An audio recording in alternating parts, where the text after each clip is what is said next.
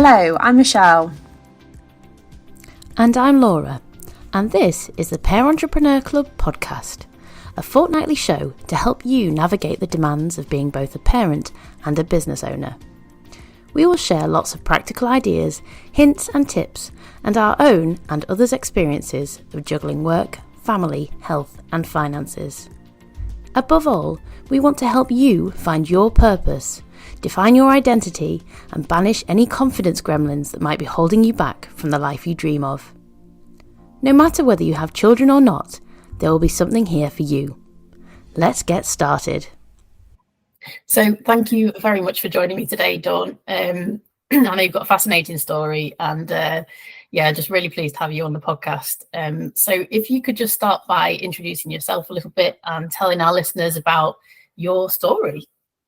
Okay, thank you ever so much, Laura. I really feel very honoured to be asked to do this. It's my first podcast, and I guess like many people, I was thinking, what on earth will people want to know about it, really? Because I guess we never think we're particularly interesting to others. But so thank you very much for that wonderful vote of confidence, and really looking forward to it. But so Dawn. I'm from starting right from the beginning. So who am I? Rather than what do I do? Lovely thing I learned from my, and I'm going to stick with it, by the way, just going off on an aside, which I'll probably do quite a lot on this. Absolutely. From my future daughter-in-law, who really didn't like to be asked. I was warned by my son, when you meet her, don't ask her, what do you do? And the reason she said that is because she feels that it leads people down a route to judge her by her job. And she's got a very interesting job, but she wanted people to ask her really more about herself. And her preferred question when I asked her was for her to ask, what is it that you love about life? And really trying to get to understand about her as a person. So now when I go to introduce myself by my role and what I do, I get really nervous about that because I've got Gabby in my head all of the time. So anyway, so who am I? Well, I'm from a working class family. And that family was a single parent family from the age of 11. Lived with my mum and my sister. And saw my dad, but not so regularly, but so mainly a female family upbringing, really, with all of what goes with that, which can be interesting and challenging at times with three females in the house. Anyway, I went off after A-levels to college for a short time, dropped out of college because I needed basically to earn some money for the family finances. So didn't continue with my college journey, but was very fortunate to live in on the outskirts of London. So just literally took myself in, got myself listed on job agencies, and was very fortunate to be able to be offered a few interviews there. And one that I particularly loved and they found for me was working in the Topshop group on Oxford Street, and wow. Couldn't wait to get into that one because I loved fashion, thought it was definitely the path for me. And how wrong was I? So I took a job, and the interesting thing was that there's a couple of jobs. My first early days were 2 6-month stints, really, and where I was sort of just testing the water and finding out what it meant to do and to be employed. But I loved working in the idea of working in the retail world and the fashion world. And I joined it as a merchandiser, which was basically just making sure that you distributed stock to the stores. Loved it from that point of view, that I was part of the fashion world now. But what I really didn't like was the toxic culture that existed there and in those days, and we're talking 30 years ago, so 30 plus years ago. So it was extremely difficult very cutthroat, very uncomfortable, and you definitely had to claw your way up to be anything in that. So that wasn't a fit for me. I immediately knew that. So I then, at my mum's suggestion, because she didn't know what else to suggest, get a job in a bank, because then you can get a mortgage subsidy and you can buy your own home. So I did, and spent 6 months there. And again, I found that I just joined the wrong departments, but it was certainly telling me things. I was in the back office of the dealing room, and I would have to go in. So now if you imagine, you've got a young girl aged 19, 20, coming into the dealing office, which was predominantly male, and very aggressive male in that dealing room. And they're subject to all the stuff we hear about in the past, of the sort of cat calls, the sexist remarks, the really awful male-dominated environment that was just like being thrown into a lion's den. So that wasn't going to work either. So I started to get a bit of a vibe of where I could and couldn't work. So then joined an insurance company, which was much more civilized. And thoroughly enjoyed my time with them, and they were great. They really developed me, and saw that I had potential. I became a manager of the marketing services department at 21. Thrilled that I had a manager who fought hard to get me it, because the old system said she's too young to be in that role. But he fought hard, and I was really grateful to him for that break in that career, because it really set me aside, gave me my first management experience, which was brilliant. So I worked with them for many years, actually, for probably about 5 or 6 years, learned a huge amount about marketing and personal finance too, because it was an insurance company. Tried my hand at sales, because it was suggested I would be brilliant, because I was a real people person. But I wasn't comfortable really in that environment. But what it did do then is lead me to joining a consultancy. And I joined the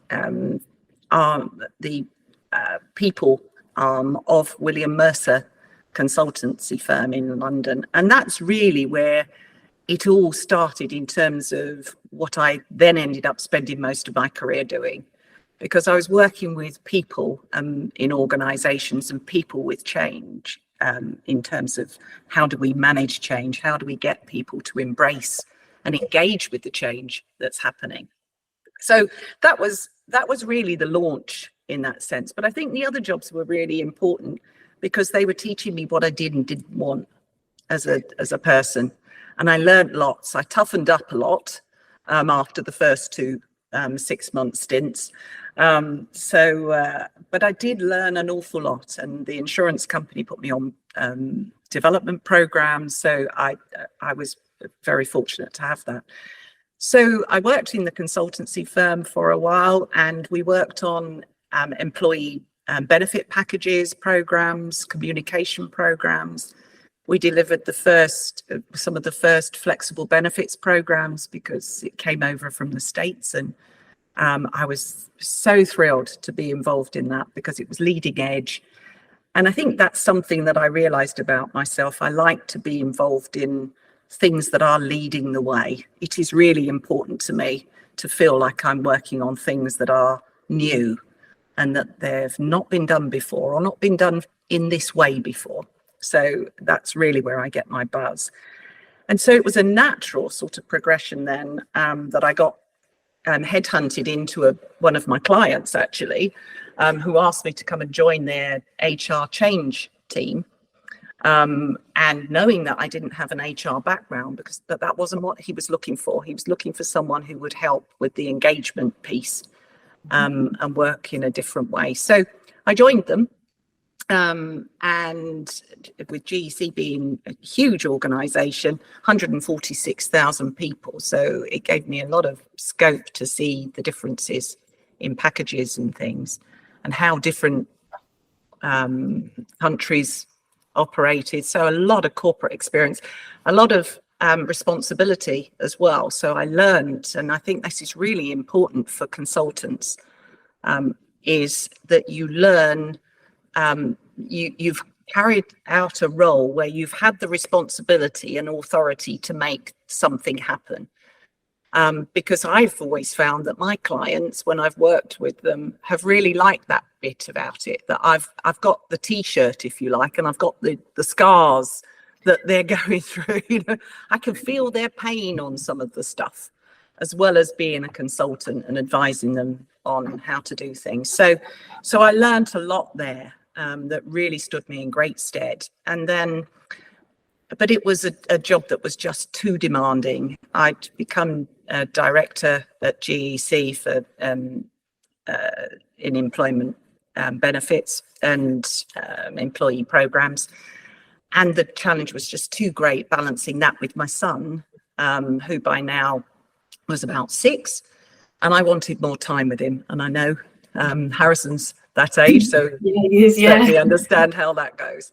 And I wanted more time. I wanted to be able to balance the two. So I was in a perfect position then to go freelance. I had a great network because I'd met so many people. So I just took the leap. I had the 3 months salary in the bank, which I thought was enough. And if I didn't have get some work within that 3 months, I was prepared to go and do anything to go and earn some money to pay the mortgage. I'd moved to Lincoln in that stage as well. So there'd been quite a bit of upheaval, really. But it was an exciting time. And I got the name of my business, which I realized what I wanted to specialize in was transforming organizations through people, through the business leadership style. So I did some research, did some thinking. I'd been quite poorly because I'd got quite low because I was trying to balance being a director with living 150 miles away and having a son and being a single parent at that point. So there was a lot of juggling. And so I had a lot of time to think. And then I was given a book by an au pair, actually, at the time. And she was a little lifesaver in more than one way, because she gave me this book called The Alchemist by Paulo Coelho. And it was all about following your dreams, etc. And it was a very insightful book at that time. It had a big impact. And from that, I got the name of my business, which was not The Alchemist, but Human Alchemy. So I've said to you before, Dawn, I absolutely love that name for a business as well. And, we've talked a lot about how you really relate to people. And it's just, it's really unique. It's really, I love it. Yeah, I loved it. And I just thought, that's it. That's me. That's what I want to do. And then I was fortunate that having left GEC, they gave me, I left on great terms, and they gave me a project. So I worked on that project, which was it was effectively an internal LinkedIn, Facebook. It was a connecting tool for their employees. So worked on the engagement side. How do you get your people to engage with that piece of kit? And so enjoyed that. And it gave me some breathing space, really, to get my business off the ground. And then from then on, it was word of mouth pretty much, because I'd work with people. They would either move and then go to another place and then come to me and say, could you help me now with this? I used my network. One lady said, you should work with Sky because they're doing a transformation program. So I said, okay, I'll give them a call, and asked a bit about the guy. So I sent him a cheeky note saying, I hear you're a young, dynamic HR professional. And if that's the case, we really should meet with one another. So, and it worked. So that was my first bit of marketing that I was quite proud of. And I worked for them alongside a big consulting firm for nearly a year on their IT transformation program, which again was great. So all along, these pieces of the jigsaw kept adding to me as an entrepreneur, really. I hadn't set out originally with the view of I want to be an entrepreneur. I found myself there because I wanted to do a fascinating job that I loved and felt passionate about and challenged and stretched me. But I also wanted to have a life with my son and not miss that. So that's what took me into being an entrepreneur. I wasn't a born entrepreneur. So I can completely relate. And, Michelle and I have had a lot of conversations around this as well, to say that was the main driver for us, because we've got small children and we wanted to have that flexibility. So, yeah, I completely, and I think a lot of the listeners out there, this is why we set up the Parentrepreneurs Club, because you find yourself in corporate roles or really, demanding jobs that you just can't then pretend like, my son's assembly or, things that you just miss out on. So yeah. And I think it's and I love what you're doing, you and Michelle. I think it's brilliant to have that. I wish I'd had that at the time, a network that I could have turned to, because you feel very lonely. And that is a downside, one of the downsides of being self-employed or freelance, whatever we want to call it, is that you have to reach out beyond yourself to get that inspiration, that comfort, that and even things like how you're performing, because when you're in an organization, you have performance appraisals. Well, who does those for you? And the trouble is, it's trying to get clients to do those honestly, isn't it? Because quite often they won't give you some of that really hard feedback that you're looking for. But it's tricky. I think that's it. And I think, we've spoken a bit about NLP as well, because I know you've got a background in NLP coaching, and really, for me, coaching has been the transformation to, Michelle and I coach each other a lot of the time. Yes, lovely. Because I particularly am self-critical. So as much as you think, you want genuine feedback from the people, if you're not getting that, you tend to do it yourself, and then you compare to external verification. Yes. And you never cut it, do you? Yes, exactly. Yeah. So, what would be your tips around that? I mean, have you used NLP to help you with that? And, the coaching? I have. I think NLP, I've learned a lot about human behavior, as you would imagine, through my career, because it's what I was working in. And so I've always had a fascination with what is it that makes us who we are. And the thing I really, really loved about NLP when I come to do it is it felt for me personally, because I'd done a lot of this, that it created it brought it all together. And the one particular model, which I know you've in one of your podcasts you've covered, is that I found it particularly valuable, was the communications model. Which really opened up for me and explained a lot of the pieces that I'd learned about human behavior and how they all fitted together very neatly. And it explained it so beautifully. And it confirmed our uniqueness, which is something that is incredibly important to me, and the celebration of uniqueness wherever possible. For me is hugely important, and it's the piece that you get more chance to do when you're an entrepreneur, because it's about you and what you want to do, which is fabulous. I just wish we could bring some of that uniqueness and how we operate as entrepreneurs into a corporate environment. Yes. Absolutely. And I think, we were speaking quite openly before this conversation as well about, I was saying that I'd had some recent opportunities to work with a client, which became more of a contract. And then you lose that flexibility that you once had. You do. It is a balance. I think it is a balance. And I think it's a huge watch out for organizations now, is that if they're not taking notice of the number of people that I see that are now setting up their own business, not because they want to necessarily go out and be an entrepreneur, but like you and I are describing, is because it's the only way of being able to get a fulfilling career. It's the only way they perceive they're going to be able to have a fulfilling career and get the balance with work, with home and family and other things. Not just family, it might be with other passions that they've got in life. Big watch out, and I think they need to wake up personally. But and that kind of leads me on to the next question, but I wanted to touch on some of the things that you said before as well. So I know you said about 30 years ago there's a bit of a toxic culture, particularly around women in the workplace, and we try and focus on equality for men as well, and looking at what that looks like as parents on both sides. But I'm interested to know, do you still see that in workplaces now, or do you think that's changed significantly? Well, because I'm freelance and I'm working I'm working typically with leaders in fairly unique environments. So we tend to be in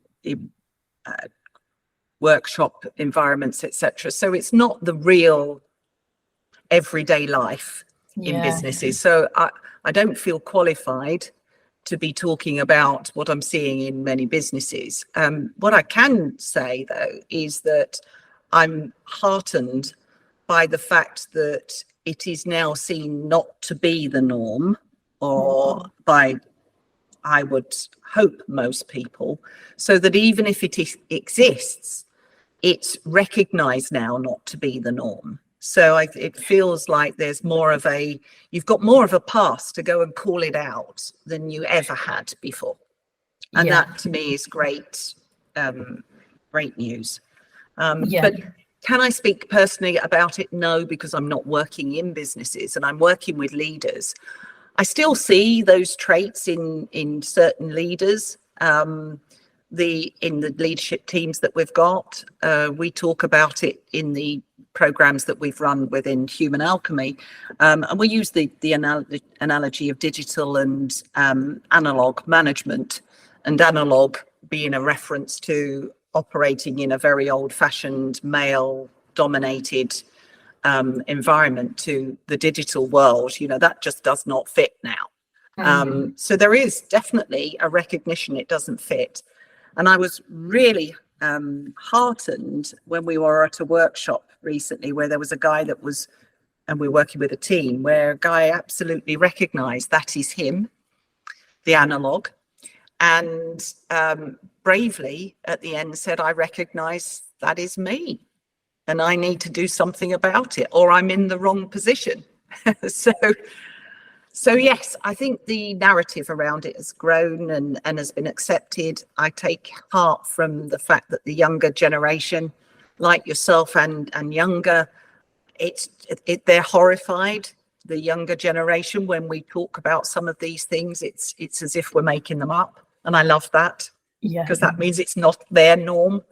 Yes, I think you've absolutely hit the nail on the head there when we're saying about what what is the concept of normal. Can we change that? Yes. Because I speak to numerous people who still think that there's a 9-to-5 workplace. That people need to be full time. I even had a conversation with someone fairly recently about how they wouldn't employ part-time employees. So and it is this we need to work in this way. Well, why? Why has that become a norm? And how do you think that would change if we took away this concept of normal? Well, I think we would all thrive.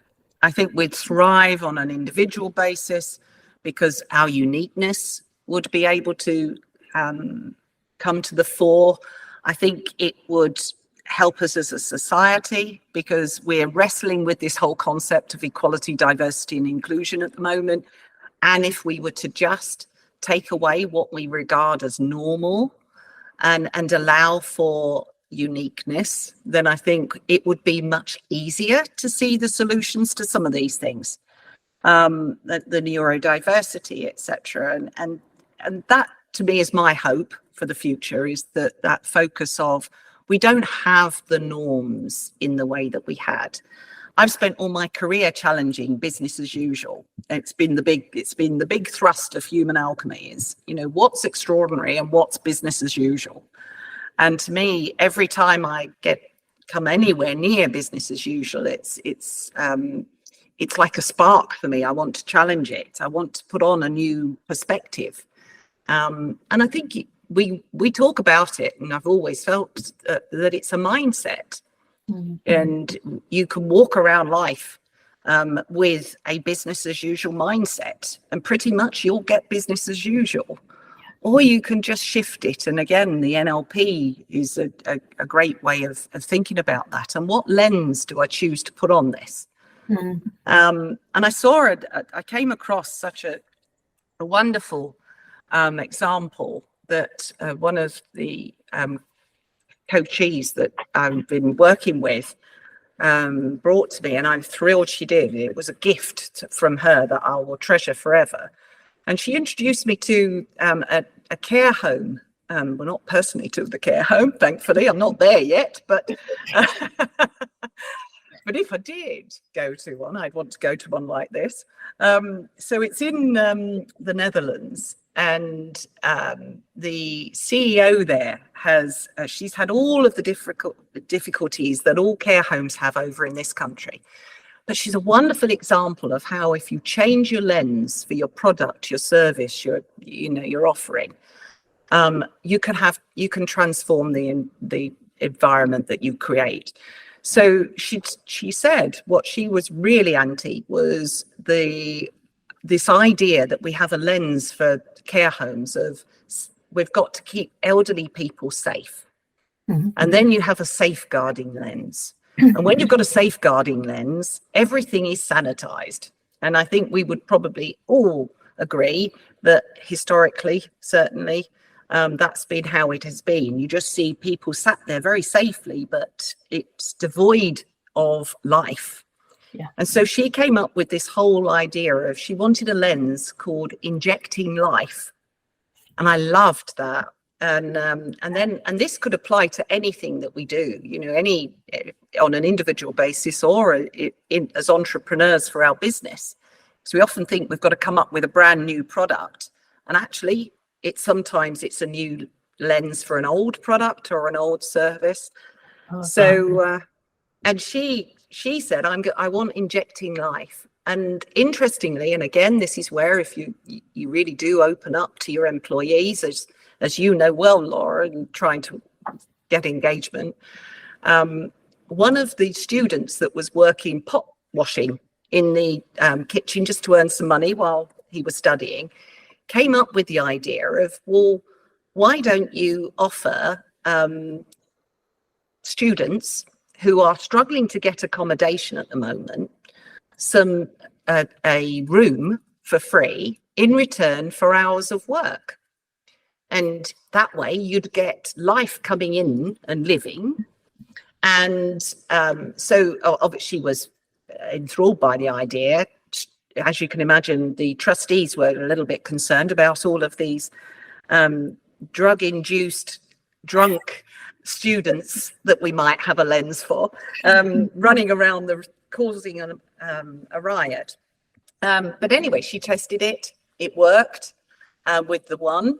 And she now has, and she's been running this for a decade now, they now have 6 students a year who they live freely, they have the room, they can have girlfriend, boyfriend staying over, so they live as they would in a student accommodation, and they gift their time with the residents. So it might be sitting with them, might be taking them out, might be playing.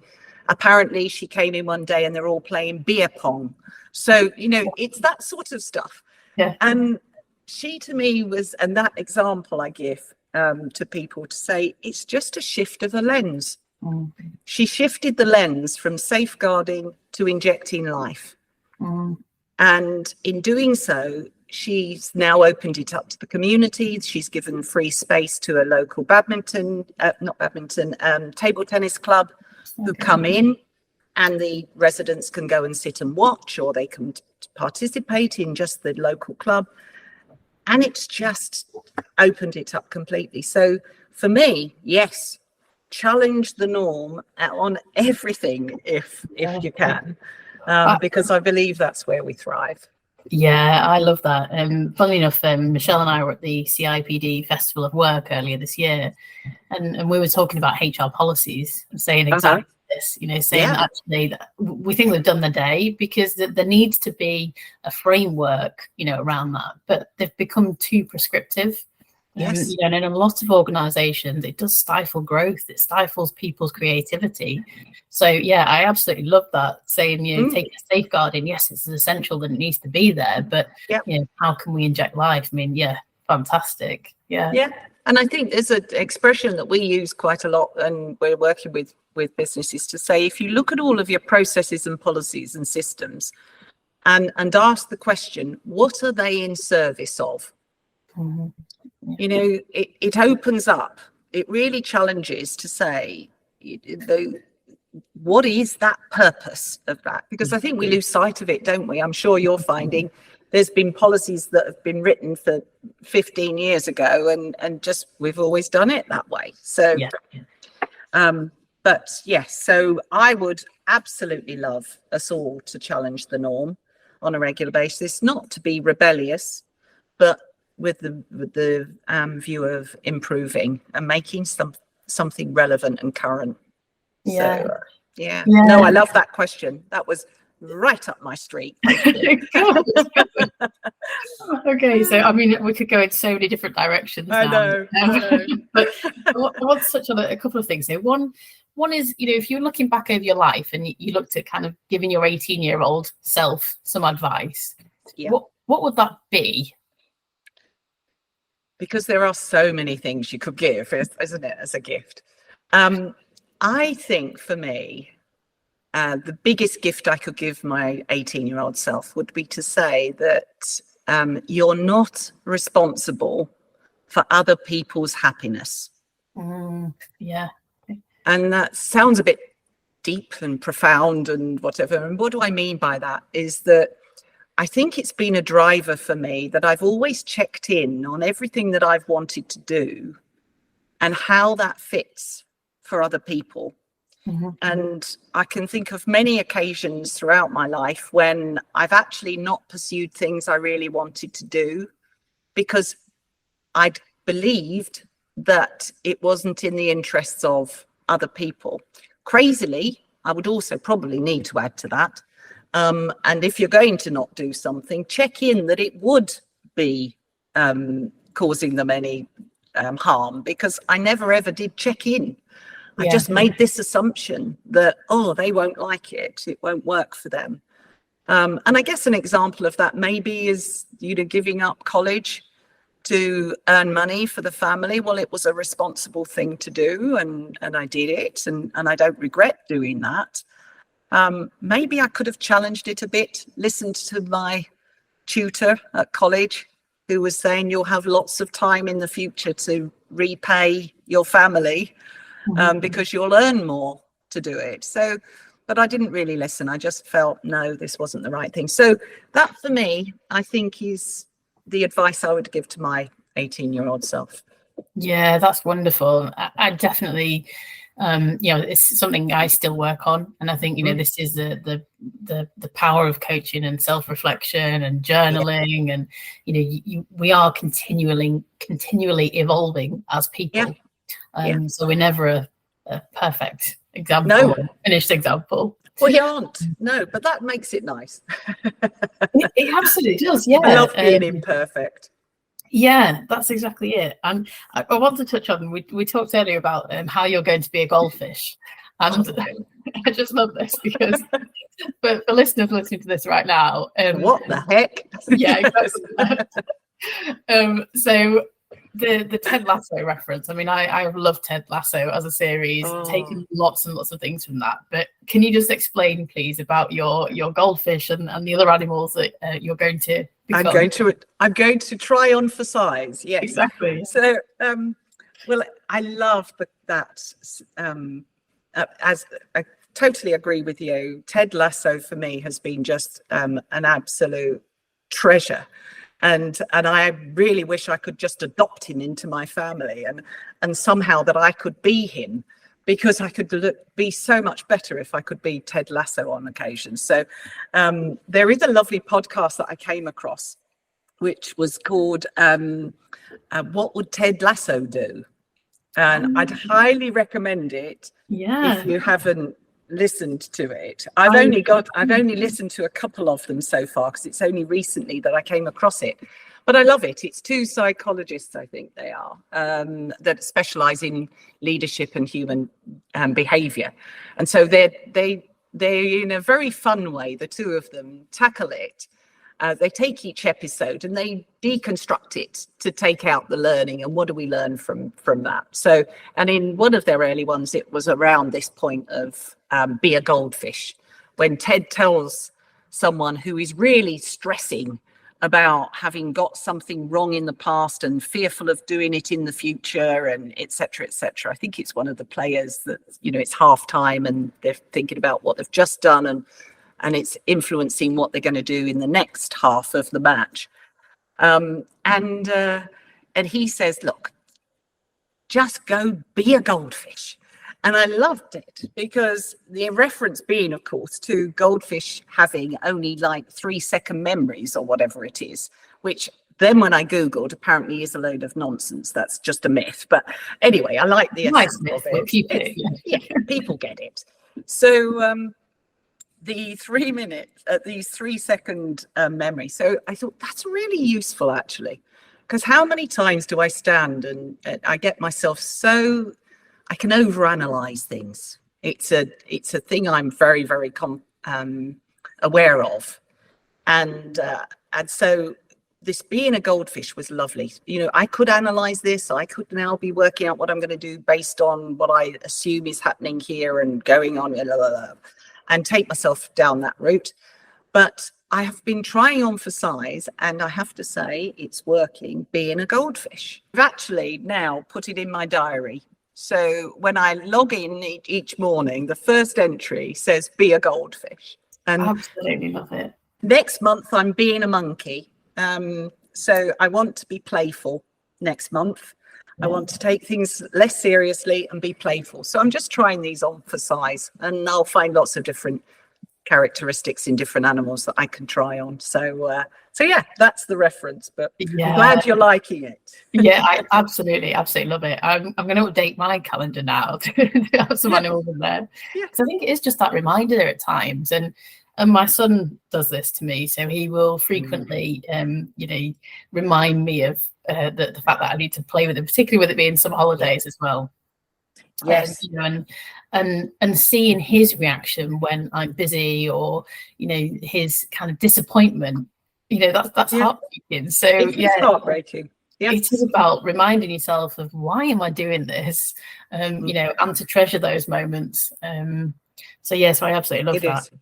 Yeah, no, well, there you are. I was given it as a gift. It's now a gift to you and to your listeners. Thank you. Yeah, definitely. I hope people really take that on board as well, because I think that is really important. We could set up a new network. We could be a goldfish network. Be a goldfish network. Love it. Yeah. I'll go and register the domain name now. Yeah, no, lovely. Is there anything else then that you would take away to say that there's kind of important lessons that you've learned over your career that you'd pass on? There are a few. I was thinking about this because I thought, well, what are the things that I'm observing? Because there's a lot of juggling, whether it's juggling because you're a parent, or whether it's juggling because you're just trying to live a life alongside having a business, etc.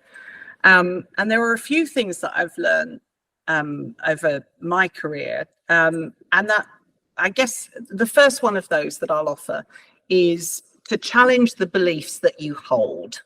This is very NLP. And this, what we believe will govern our behavior and ultimately our lives. And this one, the one that I was just then, there's lots of beliefs you can hold. The one that I was thinking around, which is quite controversial, in the sense that there is, well, I'll give it to you and then I'll explain why it might be controversial. And that is that there seems to be held at the moment, particularly, that I'm reading when I'm looking on social media and all of the various platforms of, what are people wrestling with? And I'll frequently hear that my children must always come first. It's a belief that seems to be put out there that is, it's cast in stone. Don't anyone ever challenge it, because it must be, it's almost like the law. My children must always come first. And I would say no to that. And this is where the controversial is. And in the past, would I have been concerned about saying that? And would I want to go on social media and broadcast it? Probably no, because I'll be vilified. I'll have all sorts of things. I'll be cancelled in all directions by certain groups. But I can say it to you because it's only you and I sitting listening to this. So, but I don't think it's healthy. This idea that you're raising children to believe that they always come first in your life, and therefore that they could see that's the implication in other people's lives. And actually, there are occasions when I've known that in my career, I've had to put my work, my business ahead of my son. And I've accepted that I've had to do that. And there's been loads of ways I've had to talk to myself, but I did accept it. And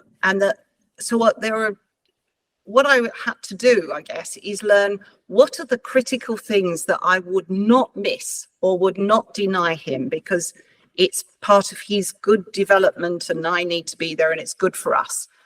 The play, all of the stuff that we're doing there.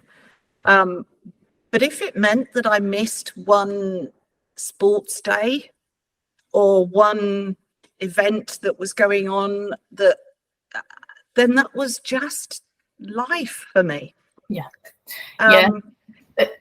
That's a really interesting point there as well. And I think you mentioned about like the kind of cancel culture, and interestingly, again, the festival of work that Michelle and I went to in London, Catherine Ryan was talking about the cancel culture, and how she'd been pretty much, scrapped from TV because of things that she'd said. And it actually, let's remove the judgment. Yes.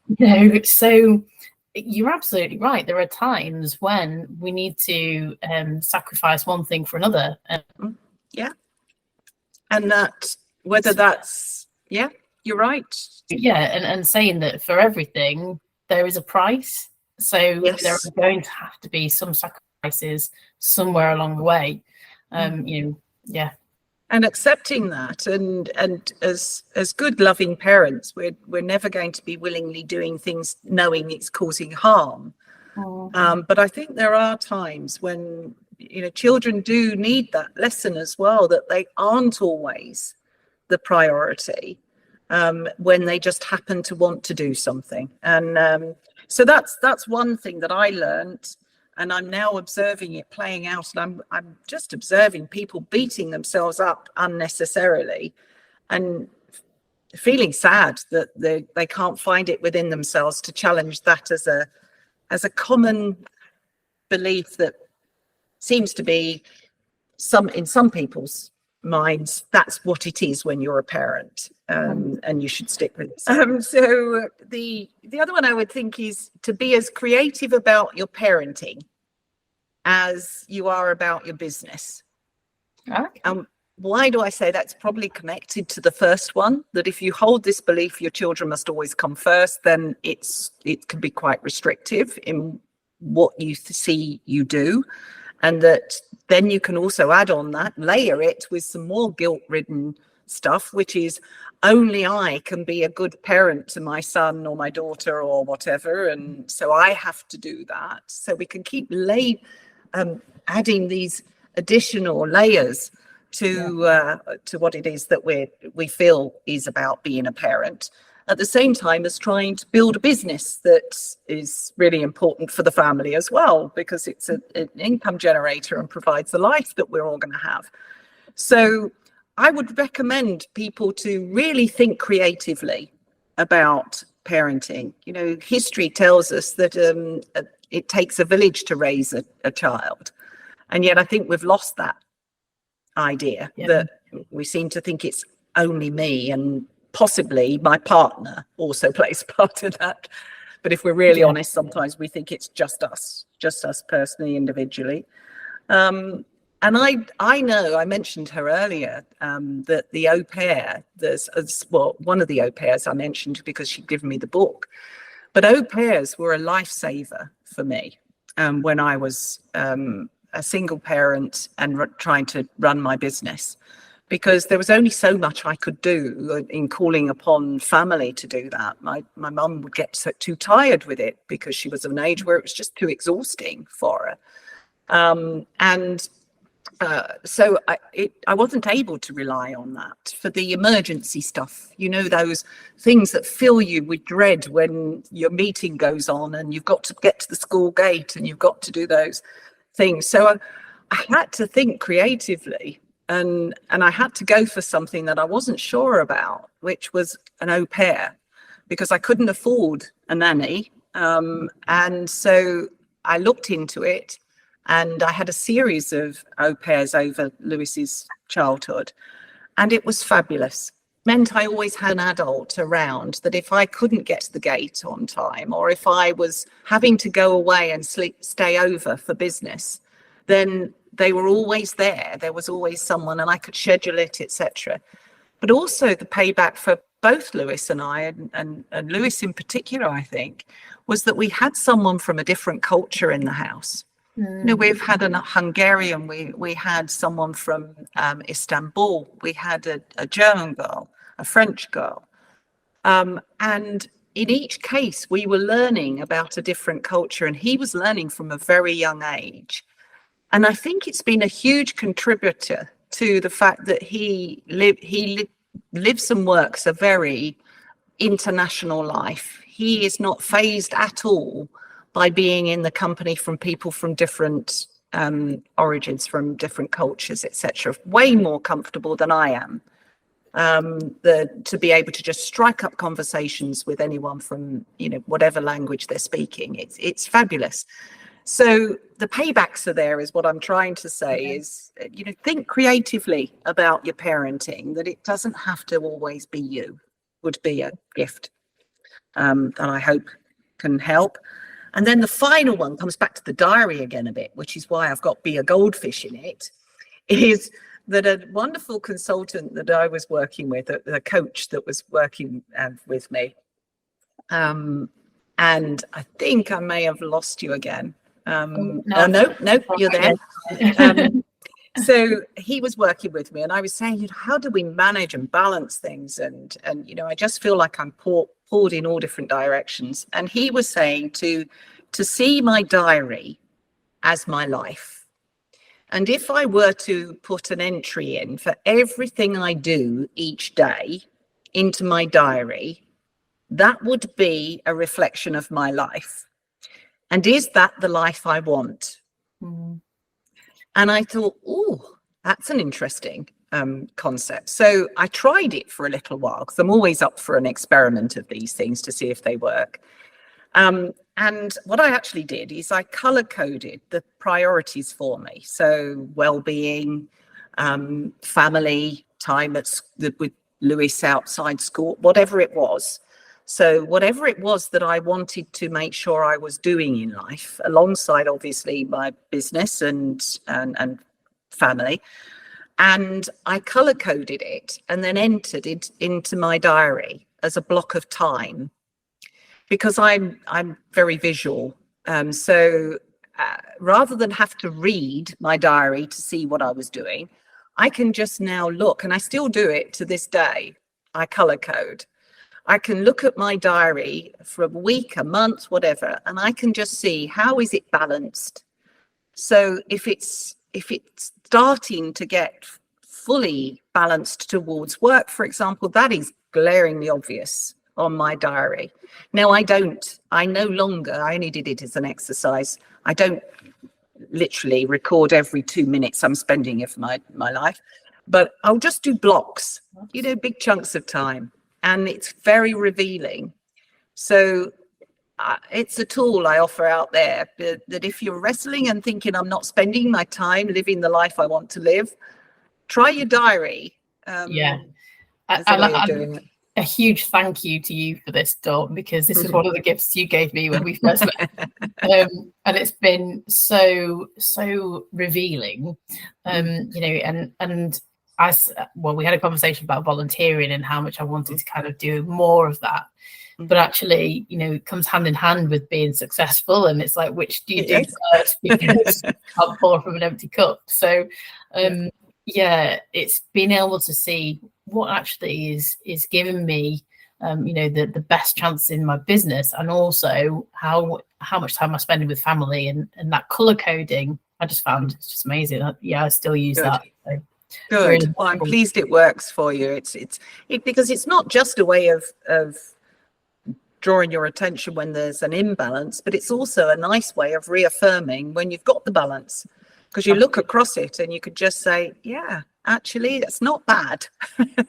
I could tweak a little bit here or wherever, or when it's seriously skewed in one way, then it's very obvious from your diary. But so they were things that have helped me to wrestle with some of the sort of mental and emotional challenges of being an entrepreneur and wanting to have a life alongside it, really. Yeah. That I would offer. Yeah, thank you so much for those, because they're really useful life lessons.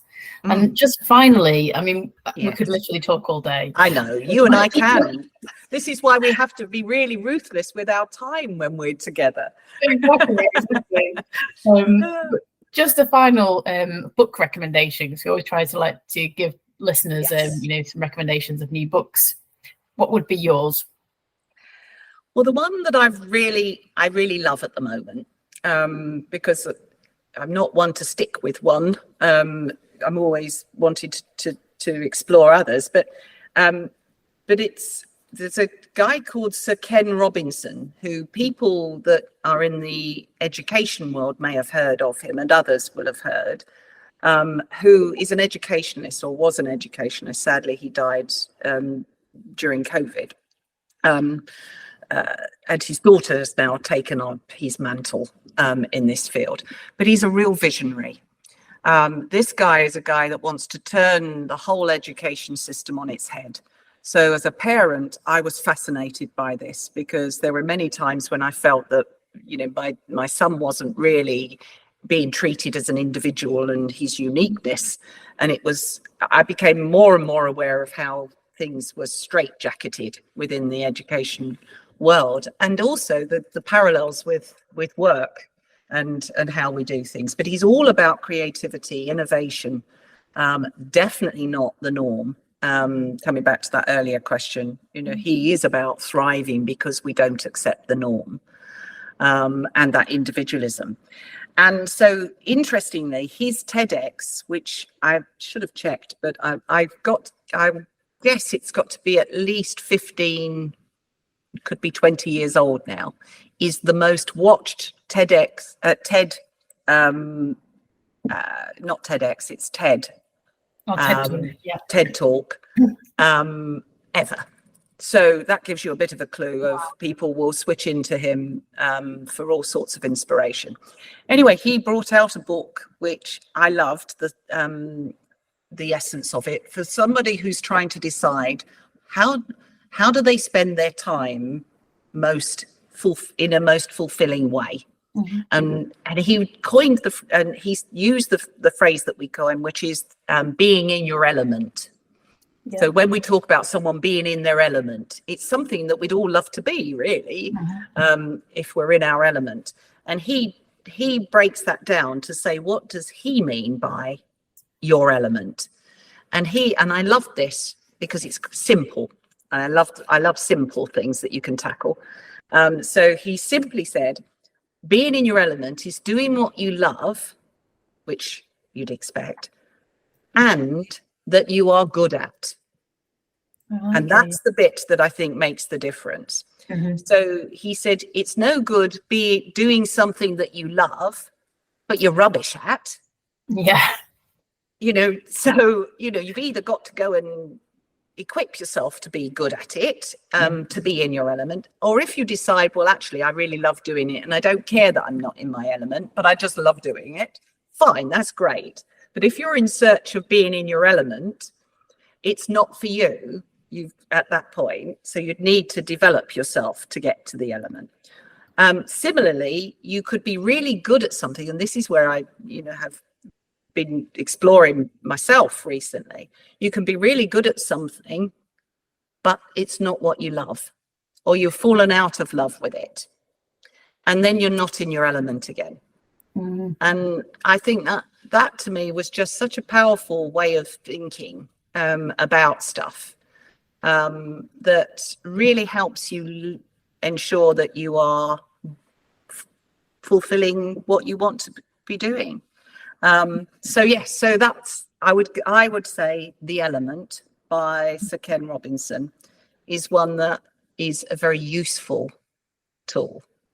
Absolutely, it sounds great. I've written that down, so that's definitely one for me to read. Thank you so much for your time today, Dawn. You're more than welcome. Yeah. All right.